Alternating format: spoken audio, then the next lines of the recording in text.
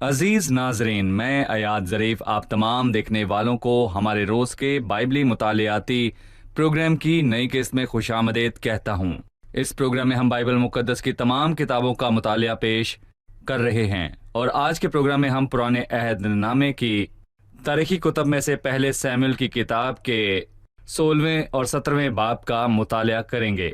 मैं याद दिलाना चाहूँगा कि गुज़िश्ता किस्त और बाब के इख्तिताम पर हमने खुदा के रद्द किए जाने और साउल के लोगों पर बादशाह मुकर्रर होने के बारे में बात की। आज की किस्त का आगाज हम 16वें बाब से करेंगे। तो मैं आपको बताना चाहता हूं कि पहले सैमुएल की किताब के 16वें बाब में एक तीसरा अहम किरदार हमारे सामने नुमाया होगा। सो प्रोग्राम के आगाज में मैं खादमीन को खुशामदीद कहना चाहूंगा। डॉक्टर मुहीब खुशामदीद। शुक्रिया भाई। डॉक्टर उसामा खुशामदीद। बहुत शुक्रिया। साथ ही स्टूडियो में आए दीगर मेहमानों को भी खुशामदीद।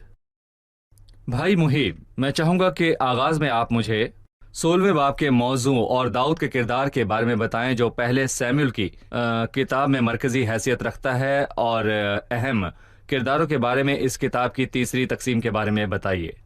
देखें भाई अयाद, मैं कहना चाहूंगा कि पहले सैमुएल की किताब में पहला अहम किरदार खुद सैमुएल है, और हम सैमुएल के खानदान की मां हन्ना और सैमुएल की कामयाब और उसकी बाबरकत खिदमत के बारे में जानते हैं। पहले सैमुएल की किताब और दूसरा अहम किरदार सैमुएल। और सैमुएल का इंतखाब खुदा ने नहीं बल्कि वहां के लोगों ने किया, और इसराइल ने खुदा का इनकार किया। जब उन्हें मौका मिला तो उन्होंने साउल को बादशाह बनाया, जो खुदा के दिल के मुताबिक कभी नहीं था। वो अपनी हुक्मरानी में शुरू से आखिर तक नाकाम रहा और खुदावन ने तवील अरसा तक उसकी बर्दाश्त की और सब्र किया। लेकिन एक वक्त आया जब खुदावन ने उस बादशाह को पूरी तरह रद्द करने का फैसला किया। लेकिन यहाँ खुदावन के मंसूबे के ऐन मुताबिक उसने दाऊद को चुना, और पहले सैमुएल का बकिया हिस्सा और दूसरे सैमुएल में नुमाया किरदार रहेगा। दाऊद बाइबल के इन 60 अबवाब में एक बड़ा किरदार है जिनमें इसका जिक्र वाज़े पाया जाता है।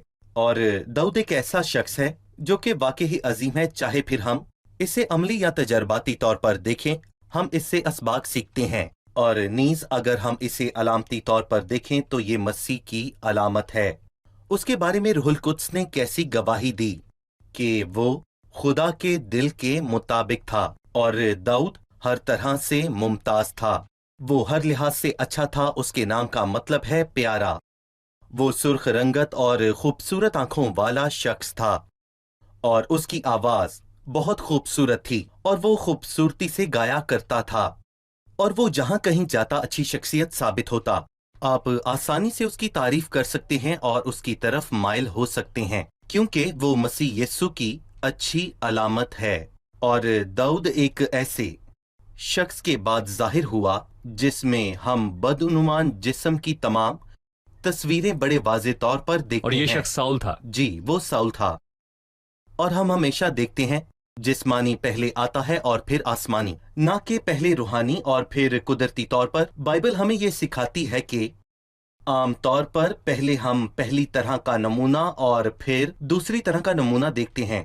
मिसाल के तौर पर काइन, हाबिल, इस्माइल और इजहाक, साउल और याकूब, और बहुत सी मिसालें हैं। और हमेशा मुतजाद शख्सियत। जी बिल्कुल, पहले बुरा आता है और फिर उसके बाद तारीख पस मंजर और खूबसूरत किरदार की खूबसूरत खुसूसियात जो हमारे सामने हैं उनमें फर्क सीखते हैं। सही।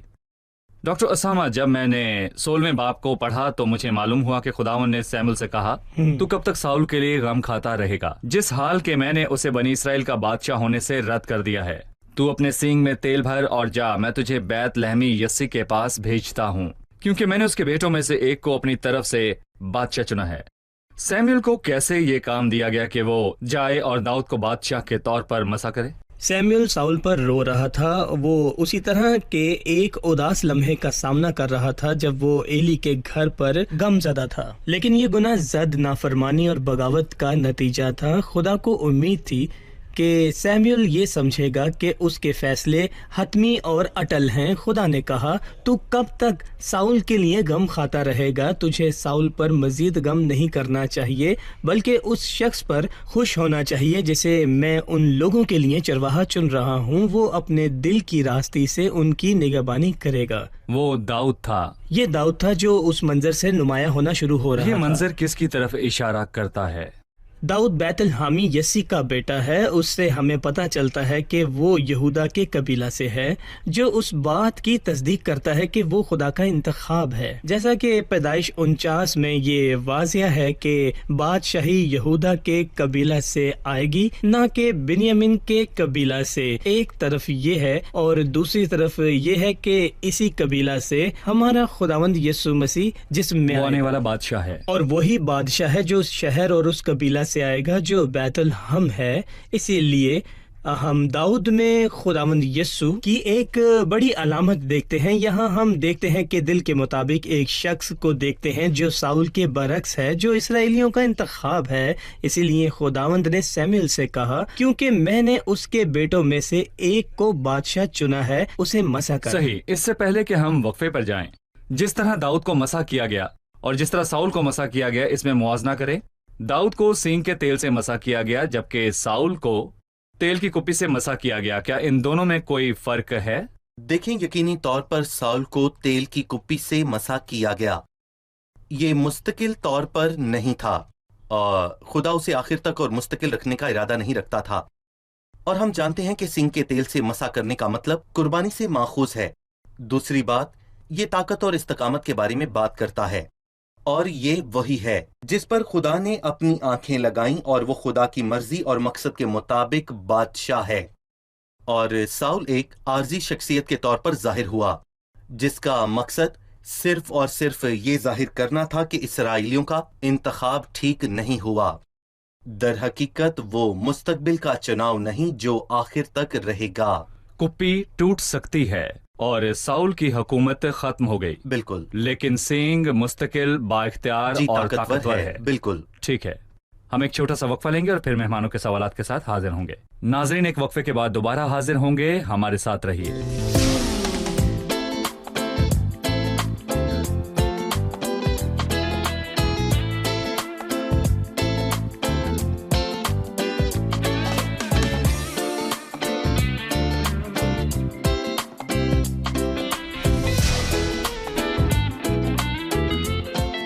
خوش آمدید۔ آئیے بڑھتے ہیں مہمانوں کی جانب اور جانتے ہیں ان کا سوال۔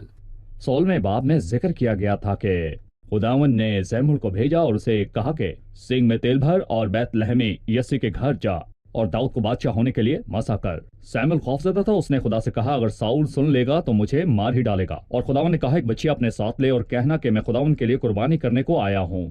کیا یہ آدھا سچ بولنا نہیں سمجھا جاتا جو جھوٹ سمجھا جاتا ہے؟ اور اگر یہ جھوٹ سمجھا جاتا ہے تو خدا جو جھوٹ سے نفرت کرتا ہے وہ کیسے سیموئیل کو جھوٹ بولنے کا کہہ سکتا ہے؟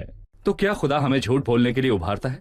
بالکل نہیں، یہ جھوٹ نہیں ہے۔ جھوٹ بولنا خدا سے بعید ہے، لیکن اگر خدا کچھ چھپاتا ہے یا کچھ تفصیل پوشیدہ رکھتا ہے تو یہ اس کا حق ہے، کیونکہ وہ کسی کو بھی تمام تفصیلات دینے کا کسی صورت پابند نہیں۔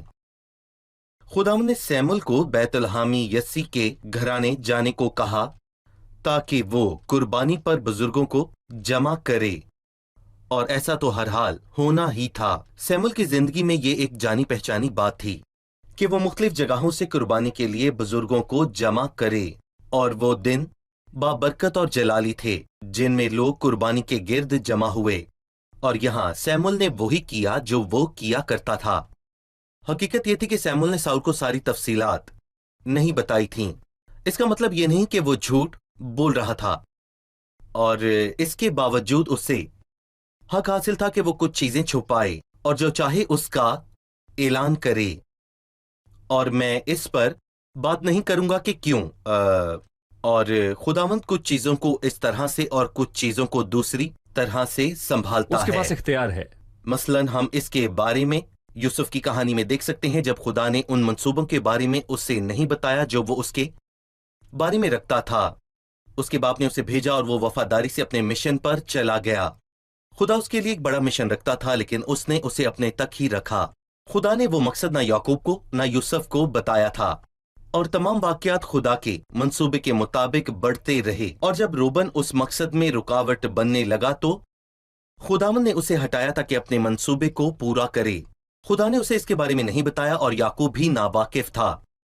और जब शुनूमीत अलीशा के पास गई तो वो बहुत परेशान थी, और अलीशा ने जहाजी से कहा कि उसे छोड़ दे क्योंकि उसका जी परेशान है, और खुदावन ने ये बात मुझसे छुपाई और मुझे ना बताई। और जब खुदा ने जिक्रिया काहिन से वादा किया कि बुजुर्गी में उसे बेटा बख्शेगा, और बताया कि उसकी दुआएं सुन ली गईं, और ये कि अलिशबा जो बांझ थी उसके बेटा होगा, लेकिन खुदा ने ये नहीं बताया कि ये बेटा 31 साल की उम्र में जेल जाएगा और उसका सर कलम किया जाएगा।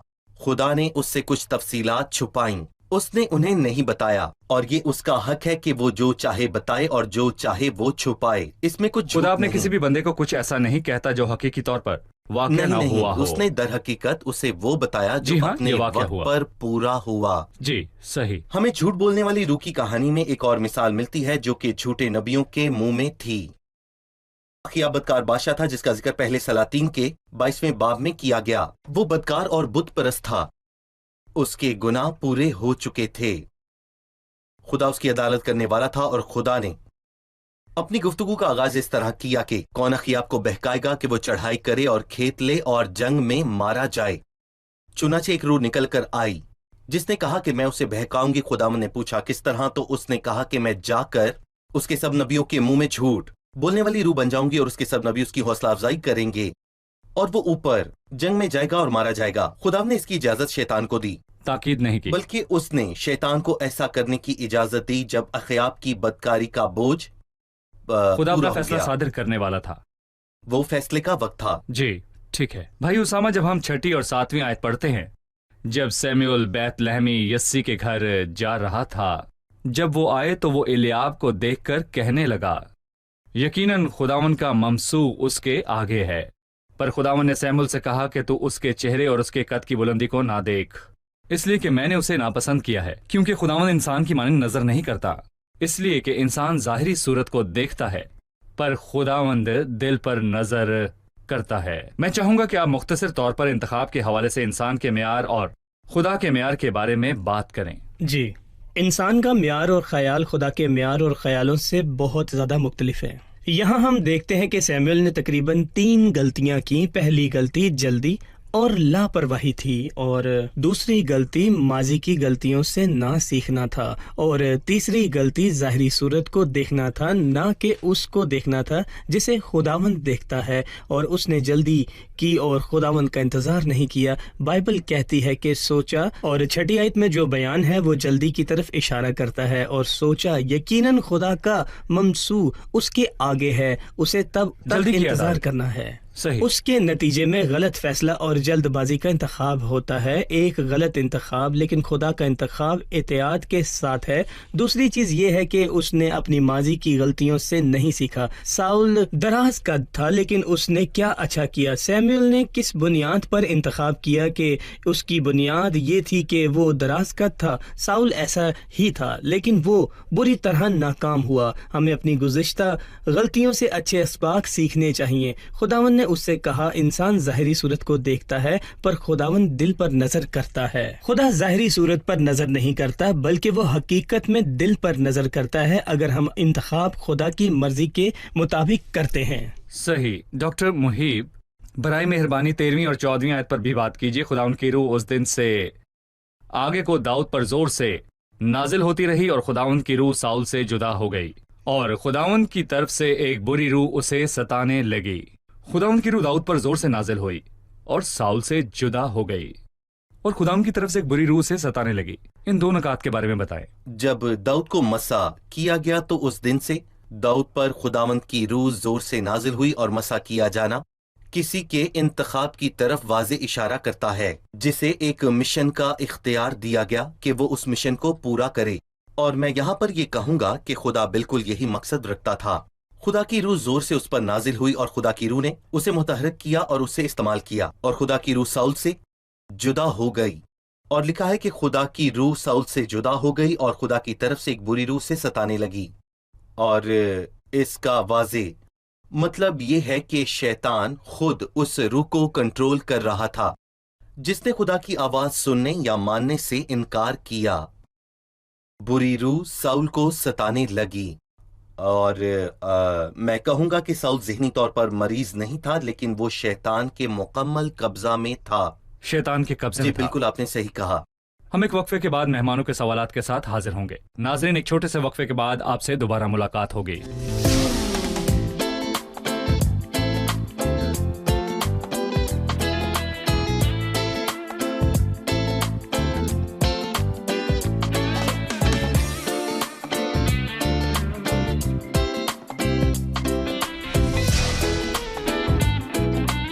خوش آمدید. آئیے بڑھتے ہیں مہمانوں کی جانب اور جانتے ہیں ان کا سوال کیجیے. میرا ایک سوال ہے. پہلے سیموئیل کے 16ویں باب کی 10ویں آیت میں ہم پڑھتے ہیں کہ یسی کے 8 بیٹے تھے، لیکن جب ہم پہلی تواریخ کے 2 باب کی 13ویں اور 15ویں آیت میں ہم پڑھتے ہیں کہ یسی کے 7 بیٹے تھے اور یہاں ایک نام بھی ہے. کیا آپ اس کی وضاحت کریں گے؟ وہ 8 تھے یا 7؟ نہیں، دراصل جب داؤد کو سیموئیل نے اس کے سب بھائیوں کے سامنے مسح کیا تو وہ 8 تھے. یسی نے اپنے 7 بیٹوں کو سیموئیل کے سامنے پیش کیا تھا، لیکن پہلے سلاطین میں ہمیں بعد میں مردم شماری کی معلومات دیتی ہے. یقیناً یسی کے بیٹوں میں سے ایک اپنے پیچھے اولاد چھوڑے بغیر مر گیا تھا، تو لہٰذا یہاں ظاہر ہوتا ہے کہ یسی کے ایک بیٹے کے مر جانے کے بعد باقی 7 بیٹے ہی رہتے تھے. صحیح. ڈاکٹر مہیب، 17ویں باب میں ہم ایک ظالمانہ شدید جنگ دیکھتے ہیں. ہم جولیت نامی ایک شخص کو دیکھتے ہیں جو منظر میں نمودار ہوتا ہے، اور جولیت کو داؤد نے شکست دی. برائے مہربانی مجھے اس واقعے کے متعلق بتائیے اور اس سے ہم کیا روحانی سبق سیکھ سکتے ہیں. یہ کہانی اس وقت پر واپس آ جاتی ہے جب اسرائیلیوں نے خدا کو رد کیا اور ساؤل کو اپنا بادشاہ بنایا، جو ان کے لیے شرم کا سبب بنا جب اس نے غیر قوموں اور شریر فلسطی جولیت زندہ خدا کے لوگوں کی فصیحت کرتے ہوئے کہا، سو اپنے لیے کسی کو چنو جو میرے پاس اتر آئے. اے اسرائیلیو، اگر تم میں سے کوئی شخص ہے. ساؤل کے ساتھ ابیر جو کہ لشکر کا سردار تھا، اور پھر داؤد کا بڑا بھائی یونتن اور سب جنگی مرد بھی وہاں موجود تھے، لیکن ان میں سے کسی میں بھی نیچے جا کر جولیت کا مقابلہ کرنے کی ہمت نہ تھی. اور یہ وہ خود تھے جو یہ سب کچھ اپنے اوپر لائے، کیونکہ انہوں نے انکار کیا کہ خدا ان پر حکومت کرے. اس دن ساؤل ان کی مدد نہ کر سکا جب تک کہ یہ خوبصورت چرواہا ظاہر نہ ہوا. اور اس نے 5 چکنے چکنے پتھر اور ایک فالخن لی اور پورے ایمان سے آگے بڑھا اور اس طاقتور جنگجو کا سامنا کرنے گیا جس نے زندہ خدا کی فوجوں کی فضیحت کی تھی. اور یہاں ہم اس ایمان کو دیکھ سکتے ہیں جو کہ داؤد کے پاس تھا.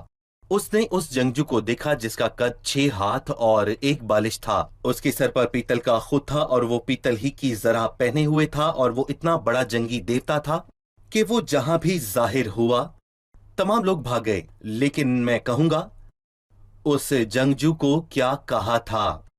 وہ محض ایک نامختون فلسطی ہے، جس کا مطلب یہ ہے کہ خدا اس کی طرف نہیں. جولیت بس اپنی جسمانی طاقت سے آیا.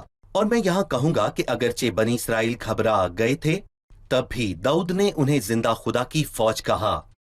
اس نے جولیت کا سامنا ایمان سے کیا، یہاں تک کہ جب ساؤل نے جنگ کے لیے اپنے کپڑے داؤد کو دیے تو داؤد ان کپڑوں کا استعمال نہیں کر سکا. اس نے اس جنگجو کا سامنا ایمان سے کیا. اس کے پاس تلوار نہ تھی، لیکن اس نے یہ کہتے ہوئے جولیت کا سامنا کیا، تو تلوار اور برچھی لیے ہوئے میرے پاس آتا ہے، پر میں رب الفاظ کے نام سے جو اسرائیل کے لشکروں کا خدا ہے جس کی تو نے فضیحت کی ہے، تیرے پاس آتا ہوں. اور آج ہی کے دن خدا تجھے میرے ہاتھ میں کر دے گا اور میں تجھے مار کر تیرا سر تجھ سے اتار لوں گا. لیکن وہ اس کا سر کیسے کاٹے گا؟ جس نے اسے دیکھ کر کہا، کیا میں کتا ہوں جو تو لاٹھی لے کر میرے پاس آتا ہے؟ ایمان سے سب کچھ ہو سکتا داؤد ہے. نے کہا تو کتے سے بھی کم تر ہے، خدا تجھے میرے ہاتھ میں کر دے گا، اور میرے ہاتھ میں تو ایک کتے سے بھی کم تھا. داؤد نے 5 چکنے پتھر لیے اور جولیت کا سامنا کیا. اس نے 5 پتھر ہی کیوں لیے؟ اس کی تاریخی اور علامتی وجوہات ہیں. تاریخی طور پر 2 سیموئیل 21वें बाब की 22वीं आयत में हम पढ़ते हैं कि ये चारों उस देव से जात में पैदा हुए थे। और आप यहाँ देख सकते हैं जात वो शहर था जहाँ से जूलियत आया था। जूलियत के साथ 4 जबार थे। क्या वो 5 थे? जी हाँ, 5। गोया दाऊद कह रहा था कि खुदावंद सिर्फ जूलियत को नहीं बल्कि जूलियत और उसके साथियों और हर किसी को जो उसकी मदद करेगा। क्या दाऊद ऐसी चीज के लिए तैयार? बिल्कुल, लेकिन अलामती तौर पर जूलियत शैतान की अलामत है और दाऊद ईमानदार की अलामत है। शैतान को खुदा के कलाम के सिवा किसी तरह से शिकस्त नहीं दी जा सकती है। उस वक्त दाऊद शरीयत की 5 किताबों पैदाइश से इस्तिश्ना के बारे में जानता था।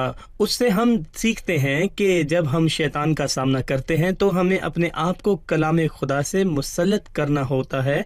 जब यस्सु को आजमाया गया तो उसने कलाम खुदा से उस पर फतह पाई। यहाँ ज़बरदस्त बात यह है कि यस्सु ने हर बार कहा और लिखा है वो इस्तिश्ना की किताब के हवाला से, गोया एक पत्थर से उसने शैतान को पूरी तरह से खत्म कर दिया था। उसने शैतान को पूरी तरह से खत्म कर दिया था। जी बिल्कुल, उसने शैतान को मुकम्मल खत्म कर दिया था। ठीक है, बहुत शुक्रिया, खुदा आपको बरकत दे। अब हम जानेंगे कि मेहमानों ने आज क्या सीखा। दाऊद ने जूलियत का सामना करने के लिए 5 पत्थर क्यों लिए जबकि उसने इस्तेमाल सिर्फ 1 किया था? क्यों? क्योंकि तारीखी तौर पर हम जानते हैं कि दूसरे सैमुएल की 22वीं आयत के मुताबिक जूलियत के 4 बेटे थे। बस वो फतह सिर्फ जूलियत पर नहीं बल्कि उसके बेटों पर भी थी। रूहानी तौर पर दाऊद एक ईमानदार की और जूलियत शैतान की अलामत है, लिहाजा शैतान पर फतह कलाम खुदा के बगैर हासिल नहीं होती।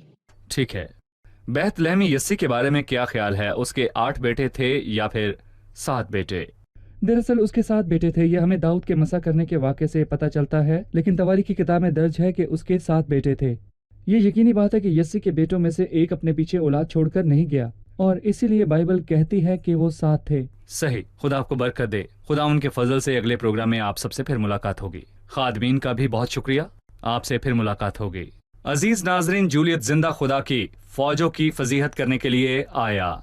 वो इसराइल पर शर्मिंदगी लाने का सबब लाया, लेकिन फौजों में से एक नौजवान शख्स दाऊद निकला जो सुर्ख और खूबसूरत था और उसके जरिए खुदा एक बड़ी निजात लाया। यहाँ दाऊद हमारे अजीम निजात दहिंदा मसीह यस्सु की अलामत है जो आया और गुलगता की जंग में बड़े दुश्मन का सामना किया। अजीजों, बाइबल मुकद्दस ने मसीह के बारे में कहा, मौत के वसीला से उसको जिसे मौत पर कुदरत हासिल थी यानी इब्लीस को तबाह कर दे गलगता में और तलवार से जो शैतान ने रखी थी मौत के जरिए। अजीजों, यस्सु ने उसको तबाह कर दिया जिस मौत पर कुवत हासिल थी। इसराइलियों को बड़ी मायूसी का सामना करना पड़ा जब जूलियत ने उनकी मुखालफत की। फिर एक मर्द खुदा आया जो दाऊद था और दाऊद ने इसराइलियों के लिए निजात हासिल की। यीशु ने आपके लिए निजात हासिल की। अगर आप उस पर ईमान लाते हैं और उसे अपना शख्सी निजात दहिंदा कबूल करते हैं तो मैं आपको आपकी निजात पर मुबारक देता हूँ। अजीजों, आज लोग निजात दहिंदा की तलाश में हैं जो उनके मुल्क पर हुकूमत करे और वो अपनी सारी उम्मीदें इंसान पर लगाए हुए हैं, लेकिन सिर्फ एक है जो गुनाह की ताकत और गुनाह की सजा से बचा सकता है और वो मसीह है जिसने गुलगता पर खुद को कुर्बान किया। लिहाजा अजीजों, यीशु को कबूल करें।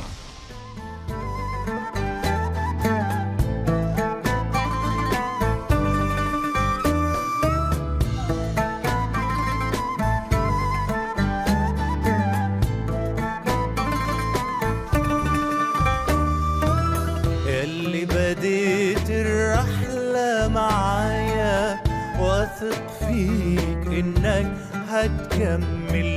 انت الفرح في وقت بكايا وانت القلب اللي بيتحمل. ياللي بديت الرحلة معايا واثق فيك انك هتكمل. انت الفرح في وقت بكايا وانت القلب اللي بيتحمل. شكرا ليك ياللي بترعاني، ياللي ايديك دايما رفعاني. شكرا ليك ياللي بترعاني، ياللي ايديك دايما رفعاني، رغم ان انا بتغير دايما انت امين ما بتتغيرش، وعدك صادق لما بتوعد، عن وعدك انت ما ترجعش، رغم ان انا بتغير دايما انت امين ما بتتغيرش، وعدك صادق لما بتوعد، عن وعدك انت ما ترجعش. شكرا ليك يلي بترعاني، يلي ايديك دايما رفعاني، شكرا ليك يلي بترعاني، يلي ايديك دايما رفعاني. خطة عظيمة مدبرها لي، رحلة عمر انت راسمها لي، ساعدني يا رب أعيش لك عالي، فوق العالم فوق أحوالي.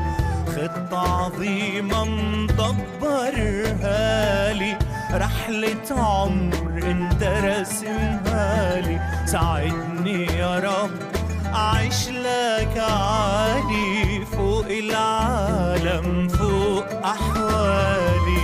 شكرا ليك يلي بترعاني، يلي ايديك دايما رفعاني، شكرا ليك يلي بترعاني، يلي ايديك دايما رفعاني. شوقي يا رب احبك اكتر، ده ما حدش بيحبني قدك، وحد قلبي وخليني اسهر طول ايام اشهد عن حبك. شوقي يا رب احبك اكتر، ده ما حدش بيحبني قدك، وحد قلبي وخليني اسهر طول ايام اشهد عن حبك. شكرا ليك يلي بترعاني، يلي ايديك دايما رفعاني، شكرا ليك يلي بترعاني، يلي ايديك دايما رفعاني.